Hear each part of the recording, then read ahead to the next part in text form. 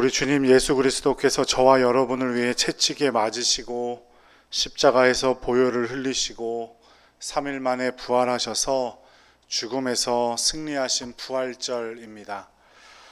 주의 크신 은총과 부활의 능력이 사랑하는 여러분들과 함께 하시기를 주님의 이름으로 축원합니다.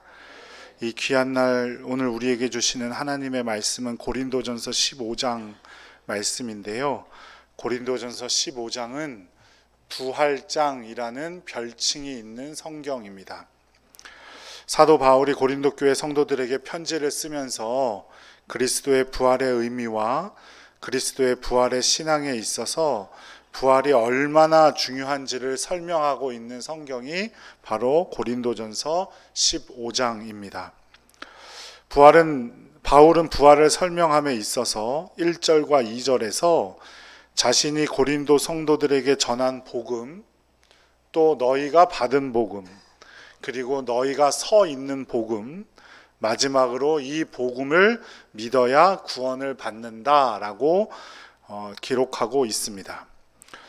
우리는 복음을 믿어 구원에 이릅니다. 내 노력이 아니죠. 우리는 오직 믿음으로 구원에 이를 수 있습니다. 그렇다면 바울 사도가 전한 복음, 우리가 믿어야 하는 복음은 무엇을 말할까요? 그 내용이 고린도전서 15장 3절 4절에 기록되어져 있는데요. 함께 읽도록 하겠습니다. 내가 받은 것을 먼저 너희에게 전하였노니 이는 성경대로 그리스도께서 우리 죄를 위하여 죽으시고 장사 지낸 바 되셨다가 성경대로 사흘 만에 다시 살아나사. 아멘.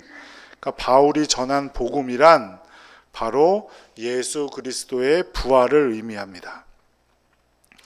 우리는 그 부활을 믿음으로 구원을 얻게 되었고 우리 삶은 변화되어 주님의 자녀로 살아가게 되었다 이 말이죠. 그 부활을 주님께서는 게바 즉 시몬 베드로에게 보이셨고 12제자 그리고 500여 형제들에게 보이셨습니다. 그리고는 결국 만삭되지 못하여 난 자 같은 내게도 즉 사도 바울에게도 보이셨다라고 기록하고 있습니다. 유대인의 전통으로는 2-3명만 함께 보았어도 즉 증인이 있어도 인정을 받는데 500여 명이나 넘는 사람들이 동시에 보았고 또 게바와 또 12제자 또 바울까지 증인들이 있으니 바울은 역사적인 사실이며 모두가 함께 경험한 사실이다라는 표현입니다. 그 부활은 지금 우리에게 어떤 영향을 끼치고 있습니까? 만일 부활이 우리의 신앙이나 믿음에 어떤 영향도 끼치지 못하고 있다면 우리는 왜 오늘 부활절을 지키는 것일까요? 예수 그리스도의 부활을 통해 우리도 부활을 맛보게 됩니다.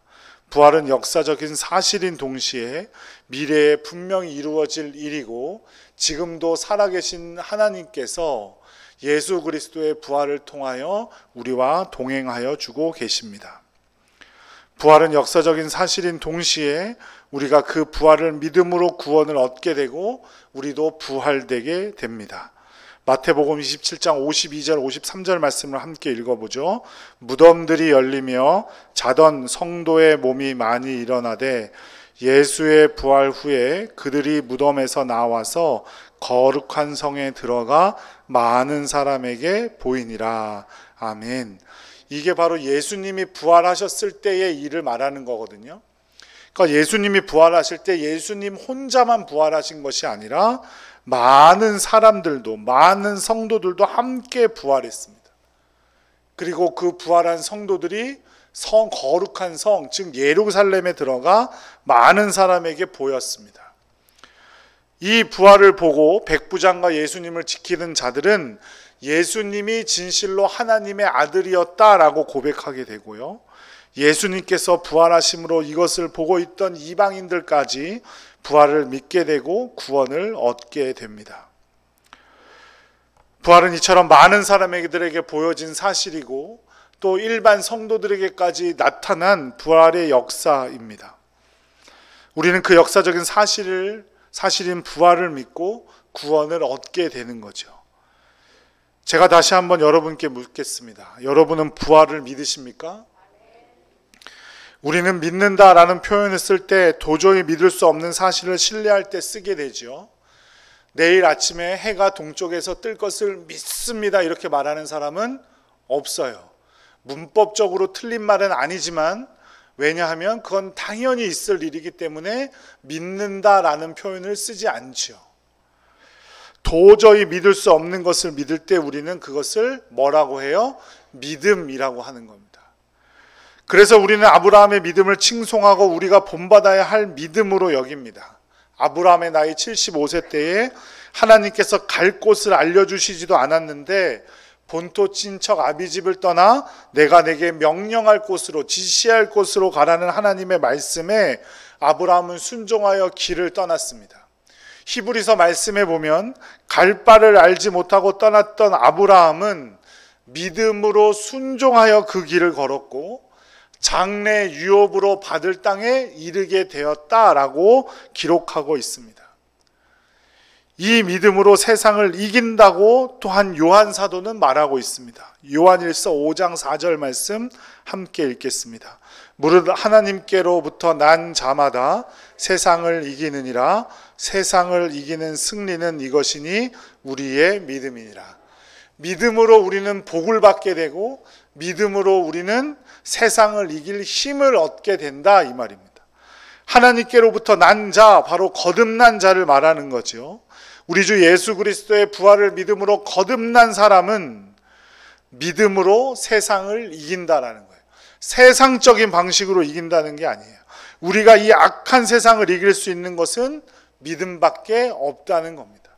내가 무엇을 잘하고 내 능력이 뛰어나고 내가 잘생기고 내가 좋은 직장을 갖고 있고 좋은 대학을 다니고 있어서 이기는 것이 아니라 우리는 세상 속에서 주 예수 그리스도의 부활을 믿기 때문에 이 세상을 이길 수 있습니다.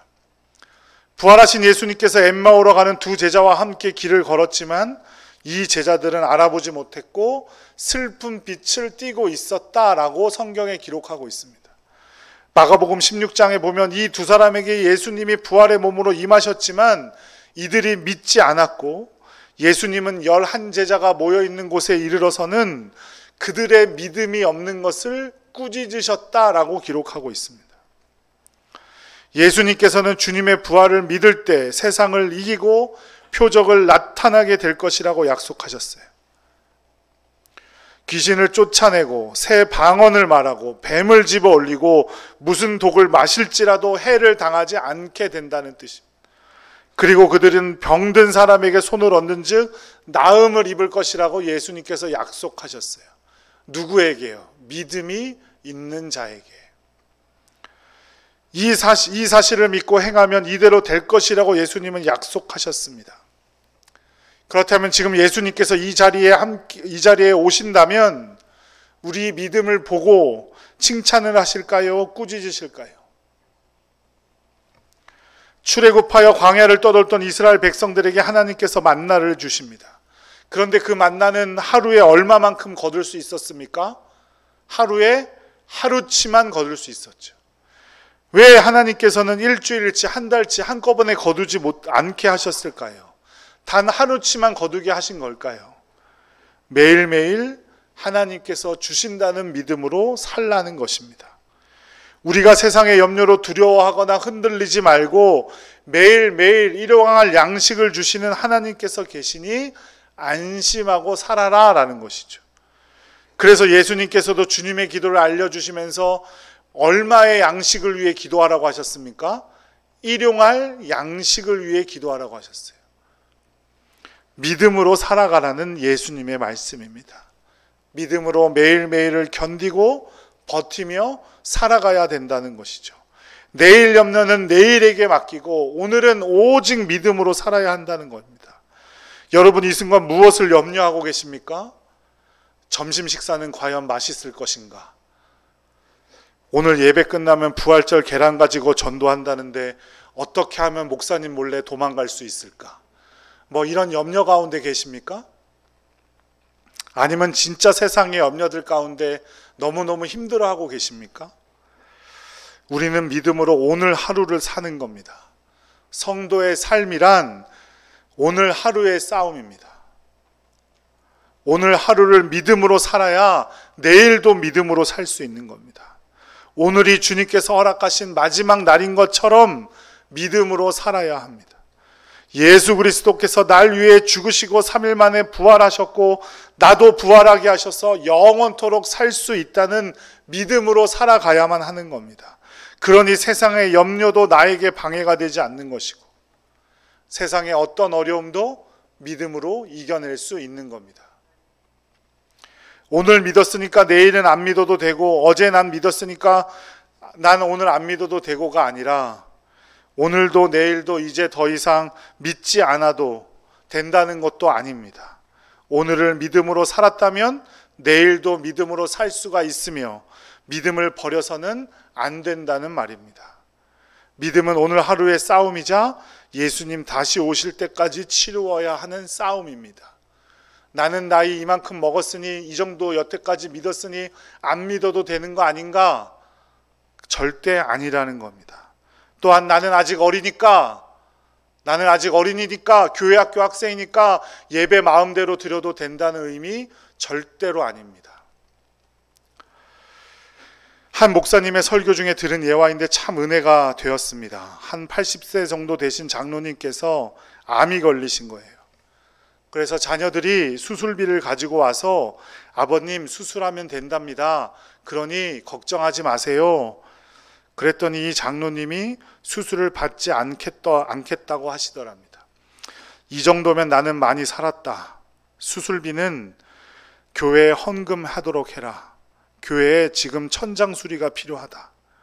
하나님께서 나를 부르시는데 내가 가지 않을 이유가 없다. 장로님은 병문안 오는 교인들에게도 이렇게 말씀했습니다. 이제 다시 오지 마세요. 아까운 시간에 나를 위해 쓰지 말고 교회에 가서 기도하고 전도하는 데 사용하세요. 주님이 나와 함께 하시니 내 걱정인들 더 이상 하지 마세요.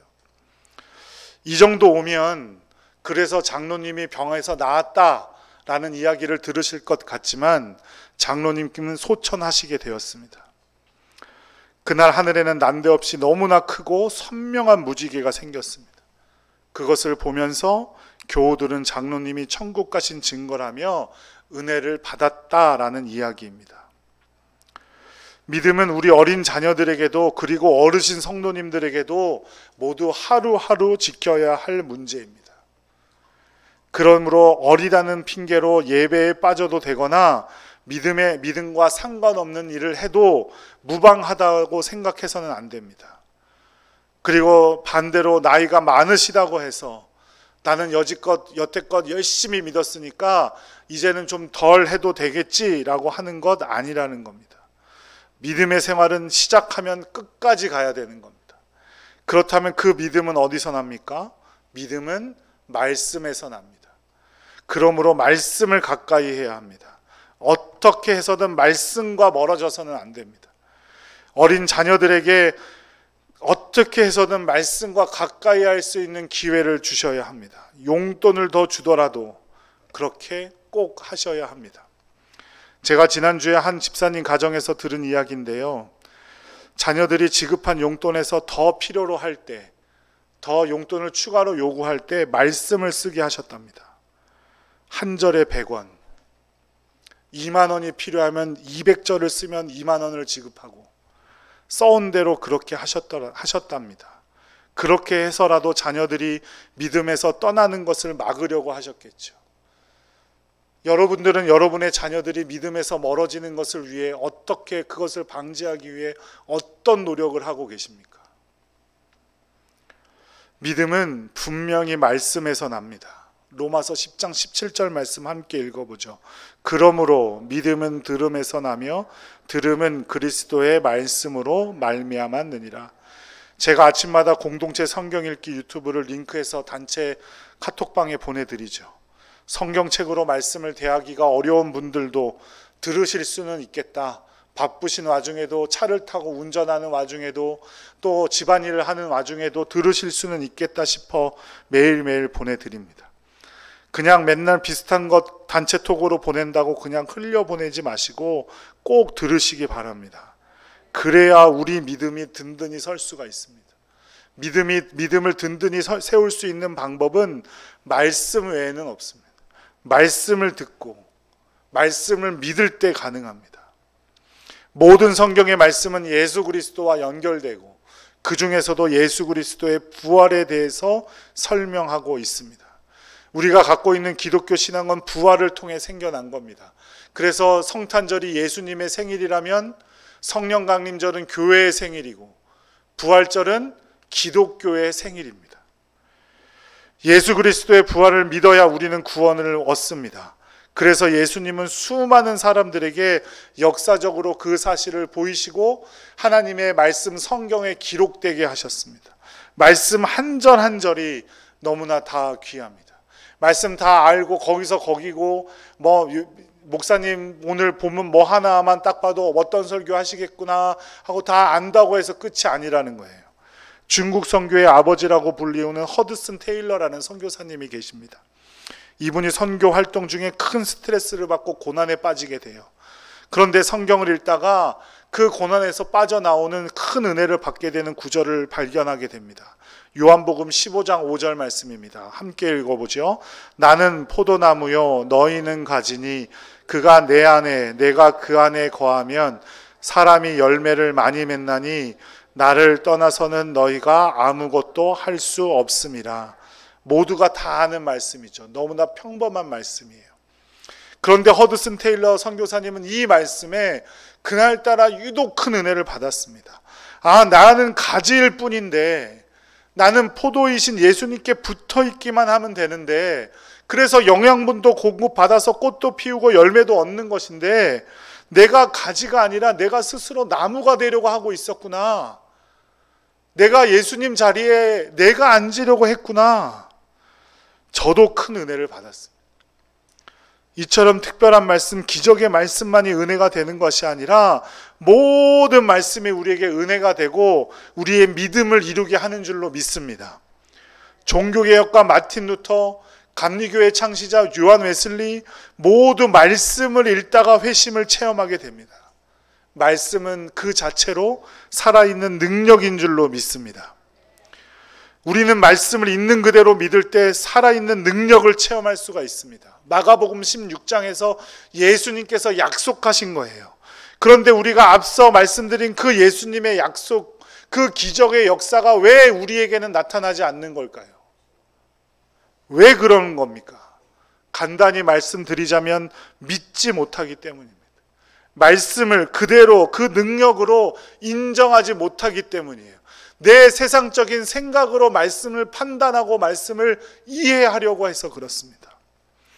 초대교회를 지나 5세기에서 8세기의 시대를 교회사에서는 교부 시대라고 부릅니다.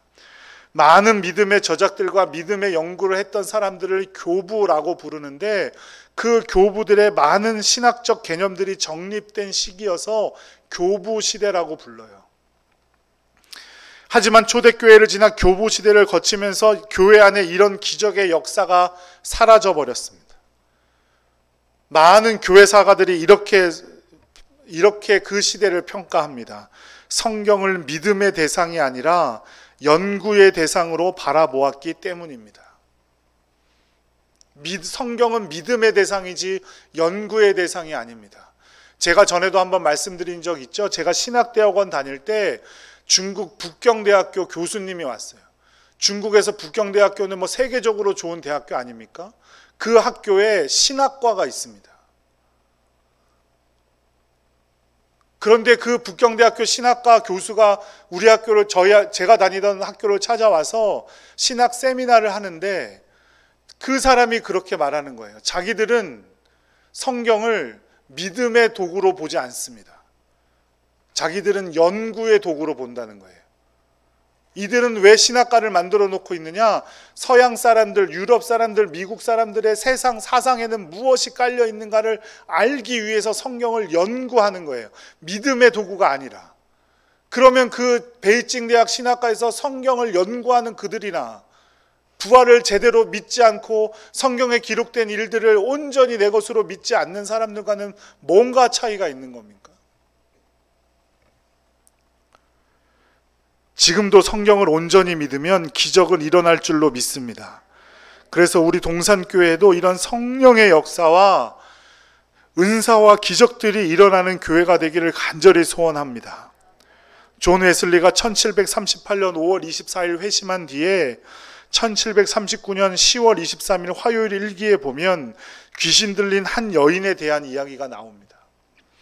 두세 사람이 그녀를 붙들고 있었는데도 힘에 겨워 보였고 그녀의 몸은 형편없이 뒤틀려 있었고 그녀가 얼마나 괴로워하는지 웨슬리는 그 사실을 어떻게 표현했냐면 지옥의 개들이 그녀를 얼마나 심하게 짓씹으며 고통을 주는가를 볼 수 있는 것 같았다라고 기록하고 있어요. 얼마나 고통스러워했으면 그랬겠습니까? 날카로운 비명을 지르고 자신은 저주를 받았고 이제 나는 지옥으로 갈 거라고 소리치던 그 여인 앞에서 웨슬리는 하나님께 부르짖으며 기도했습니다. 그녀가 잠잠해지자 또 다른 어떤 여인이 똑같이 소리치기 시작했고 9시부터 11시가 넘도록 기도를 계속했는데 결국 그녀들은 평화를 찾게 되었습니다. 1739년 10월 27일 토요일 똑같은 일이 일어났고 1739년 10월 28일 주일에도 이런 일이 똑같이 발생하였습니다. 존 웨슬리가 뛰어난 사람이었기 때문에 그런 일을 할 수 있었던 것입니까? 그렇지 않습니다. 존 웨슬리와 그의 동생 찰스 웨슬리는 말씀을 온전히 믿었기 때문에 그 놀라운 일들 앞에서 그 끔찍한 일들 앞에서 주님께 기도할 수 있었던 거고 귀신을 쫓아내는 역사를 보일 수 있었던 겁니다. 지금도 말씀을 온전히 믿고 기도할 때 많은 기적들이 일어날 줄로 믿습니다. 이처럼 믿음을 갖게 되면 많은 소망들이 생기게 됩니다. 내가 아무리 어려운 일을 겪고 있고 큰 병을 앓고 있더라도 믿음으로 주님께서 치유해 주심을 믿으면 소망이 생깁니다. 이처럼 믿음이 있으면 소망은 따라오게 되어 있어요. 우리가 예수 그리스도의 부활을 믿으면 우리에게도 부활 소망이 생기는 겁니다. 우리 동산교회에서 가족의 장례를 맡게 되시는 성도들의 가정에 근조환을 보내드리죠. 하얀 국화로 된 근조환, 한쪽에는 항상 이렇게 씁니다. 동산교회 조병훈 담임 목사회 교우 일동 이렇게 씁니다. 그리고 나머지 한쪽에는 뭐라고 쓰겠습니까? 일반 기업이나 친구들은 이렇게 쓰죠. 삼과 고인의 명복을 빕니다. 아니면 한자로 근조 이렇게 쓰죠. 맞죠? 맞죠? 네. 그러면 우리 동산교회에서 보내는 근조안에는 뭐라고 쓰여 있는지 좀 자세히 보신 적 있으세요? 뭐라고 쓰였겠습니까? 우리 교회에서 보내는 건. 부활, 소망 이렇게 쓰여져 있습니다. 동산교회 담임 목사뿐 아니라 온 교우들이 부활의 소망으로 위로한다는 의미이기도 하고 가족을 잃어서 슬픔에 잠기고 지금은 당장 힘들지라도 부활 소망을 품고 더 열심히 신앙생활 하시라는 권면이기도 합니다. 예수 그리스도는 잠자는 자들의 첫 열매가 되셨다고 했습니다. 주님께서 부활하심으로 우리도 부활하게 됩니다. 우리는 예수 그리스도의 부활을 믿음으로 언제일지 모르는 미래의 부활을 소망하며 지금 이 땅을 살아가는 것입니다. 요한복음 21장에 보면 부활하신 예수님께서 7 제자들에게 나타나신 장면들이 나옵니다. 예수님이 십자가에 죽으시고 나서 아무런 소망 없이 낙향해서 그저 처음처럼 고기를 잡던 어부로 살아가고 있던 이 7 제자들이 어느 날은 밤새도록 그물을 던졌는데 그 물고기를 한 마리도 잡지 못한 거예요. 그렇게 아무 소망 없이 돌아오고 있는데 어떤 남자가 오른편에 그물을 던져라 라고 말하는 겁니다. 혹시나 하는 마음에 그물을 던졌고 물고기가 많아서 그물을 끌어올릴 수도 없는 지경이 되었습니다. 그제서야 베드로가 오른편에 그물을 던지라고 하신 분이 누구예요? 부활하신 예수님이라는 사실을 알게 됩니다. 그때 건진 물고기가 몇 마리라고요? 153마리. 예수님께서 오른편으로 그물을 던지라고 하신 것이 153마리를 건지라고 하신 말씀이었겠습니까? 그렇지 않죠. 당장의 물질의 이득을 위해서 그렇게 하라고 말씀하신 것이 아니에요. 아무 소망 없이 고향으로 돌아 처음처럼 어부일을 하고 있던 제자들, 한 마리도 밤새 건지지 못한 그 제자들에게 오직 예수 그리스도를 믿음으로 살아가는 것이 너희들에게 유일한 소망이라는 것을 알게 해주는 거예요. 그리고 예수님은 직접 숯불을 붙이시고 잡아온 생선 중에 몇 마리를 가져와 보라고 말씀하신 후에 그들에게 아침상을 차려주십니다. 얼마나 감동하였겠습니까? 우리가 진짜 소망해야 하는 것은 물고기 153마리이기도 하지만 부활하신 주님께서 나를 인도하시고 나를 위로하신다는 사실을 소망하며 살아야 할 줄로 믿습니다. 그래야 물질적인 문제도 해결받고 질병의 문제도 해결받고 어려움의 문제도 해결받는 겁니다. 부활의 주님을 믿음으로 주님을 통한 소망을 품고 살아가는 복된 성도님들이 되시기를 간절히 축복합니다. 복권 사놓고 당첨날만 기다리는 그런 헛된 소망이 아니라 부활의 주님께서 나와 함께 하시지 않으면 어떤 문제도 해결할 수 없다는, 우리 주님만이 나에게 참된 소망이 되신다는 그 소망을 품고 살아가시기를 간절히 기도드립니다. 마지막으로 부활의 주님은 우리에게 사랑을 확인하십니다. 그 아침상을 먹은 후에 예수님께서 시몬 베드로를 불러서 묻습니다. 요한의 아들 시몬아, 내가 이 사람들보다 나를 사랑하느냐? 몇 번 물으셨어요? 3번 물으셨어요. 베드로에게 복잡한 신학 시험을 본 것이 아니에요. 성경 시험을 본 것도 아니에요. 딱 한 가지 물으셨어요. 네가 나를 사랑하느냐? 그렇게 3번 확인하신 후에 베드로에게 내 양을 먹이라는 새로운 사명을 주십니다. 주님께서 이 땅에서 죽으시고 부활하심으로 우리를 구원하신 이유는 뭐라고 기록되어져 있습니까? 우리가 그렇게 닳도록 외우는 요한복음 3장 16절에 뭐라고 기록하고 있어요? 우리를 사랑하시기 때문이라고 기록하고 있어요. 우리는 그 사랑 때문에 구원을 받습니다. 우리가 부활의 주님을 믿고 내 주인으로 인정한다면, 진정으로 그렇다면 우리도 사랑하며 살아야 합니다. 주님을 사랑하며 살아야 하고 이웃을 사랑하며 살아야 합니다. 원수까지도 사랑해야 됩니다. 그 사랑의 기본이 예배이고 이웃 사랑입니다. 하나님께서는 우리를 예배 받으시려고 지으셨다고 했어요. 예배가 하나님의 기쁨이라고 했습니다. 그 기본적인 목적에 충실할 때 우리는 주님의 사랑을 풍성히 누릴 수 있습니다. 여러분들이 만일 사랑하는 사람이 생겼다면 여러분이 먹고 싶은 걸 드시겠어요? 사랑하는 사람이 먹고 싶은 걸 먹겠어요?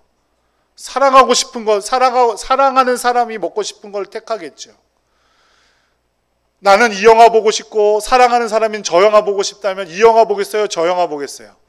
당연히 사랑하는 사람이 선택하는 영화를 보겠죠.